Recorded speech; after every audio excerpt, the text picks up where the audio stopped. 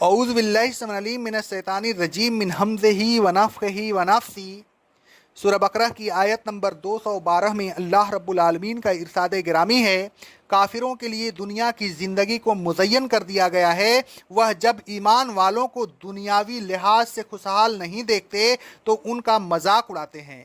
لیکن اے ایمان والوں، دنیا کی خوشحالی کوئی حقیقت نہیں رکھتی، اصل خوشحالی تو آخرت کی خوشحالی ہے۔ قیامت کے دن متقی لوگ ان سے برتر ہوں گے، وہ اس دن خوشحال ہوں گے۔ رہی دنیا کی خوشحالی تو دنیا میں تو اللہ کافر ہو یا مومن جس کو چاہتا ہے بے حساب رزق دیتا ہے۔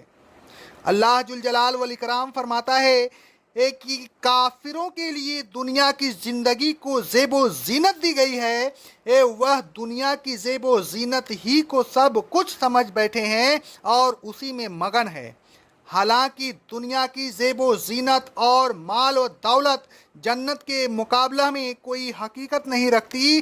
رسول اللہ صلی اللہ علیہ وسلم فرماتے ہیں، صحیح مسلم کی حدیث ہے، جنت میں ایک کوڑے برابر جگہ دنیا و مافیا سے بہتر ہے۔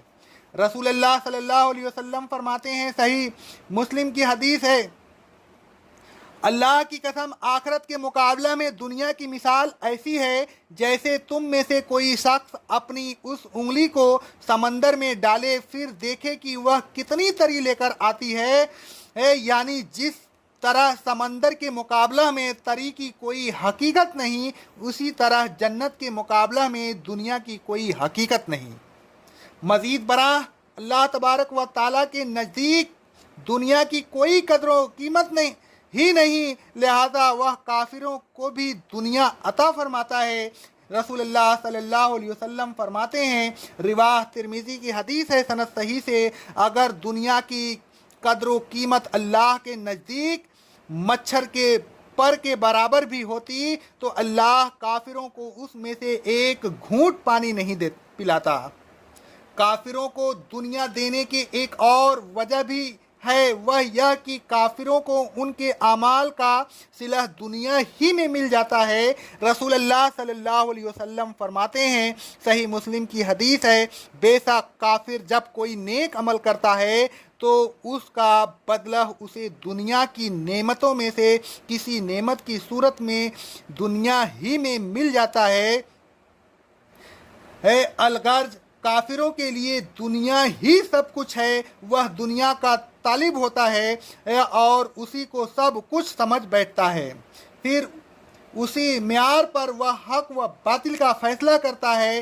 کفار قریش نے بھی یہی خیال کیا کہ ہم خوشحال ہیں، مومن تنگ حال ہیں۔ مومنین کو تنگ حال دیکھ کر انہوں نے فخر محسوس کیا، مومنین کا مذاق اڑایا۔ اللہ تبارک و تعالیٰ نے مومنین کو تسلی دی کہ یہ دنیا تو چند روزہ ہے، یہاں کی نعمتیں فانی ہیں۔ یہاں اگر کافر عروج پر ہیں تو رنجیدہ نہیں ہونا چاہیے بلکہ خوش ہونا چاہیے کہ ایک دن ایسا آنے والا ہے جس دن اہل تقوی عروج پر ہوں گے اور کافر ذلت میں گرفتار ہوں گے۔ اللہ تبارک و تعالیٰ فرماتا ہے، والذین اتقوا فوقہم یوم القیامہ، قیامت کے دن تقوی والے کافروں سے بلند و بالا ہوں گے۔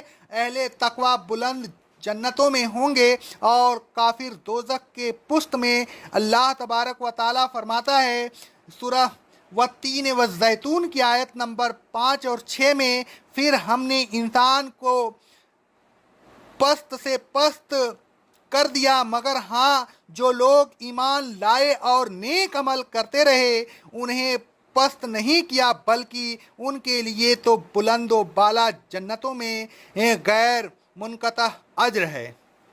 اللہ تبارک و تعالیٰ فرماتا ہے، حل اتاک حدیث الغاشیہ کی آیت نمبر 8، 9 اور 10 میں، بہت سے چہرے قیامت کے دن سادہ و فرحاں ہوں گے، وہ اپنے اعمال کی جزا سے بلند و بالا جنتوں میں خوش و خرم ہوں گے۔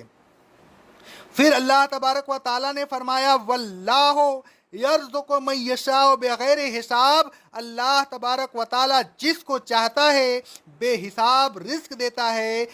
रिस्क की कुशादगी अल्लाह तबारक व ताला की रज़ामंदी की अलामत नहीं। अल्लाह तबारक व ताला फरमाता है सूरह सबा की आयत नंबर 36 में, ऐ रसूल सल्लल्लाहु अलैहि वसल्लम कह दीजिए कि मेरा रब जिसके लिए चाहता है रिस्क कुशादा कर देता है और जिसके लिए चाहता है तंग कर देता है, लेकिन अक्सर लोग उसकी मसलहत को नहीं जानते।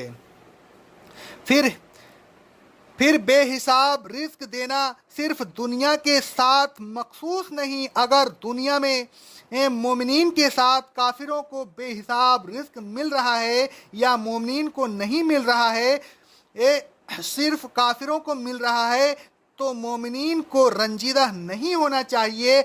आखिरत में तो मोमिनीन ही के बेहिसाब रिस्क दिया जाएगा। अल्लाह तबारक व ताला फरमाता है सूरह हामीम अल मोमिन की आयत नंबर 40 में, जो नेक काम करे ख्वाह वह मर्द हो या औरत, बशर्ते कि मोमिन हो, तो ऐसे लोग जन्नत में दाखिल होंगे और वहाँ उनको बेहिसाब रिस्क दिया जाएगा।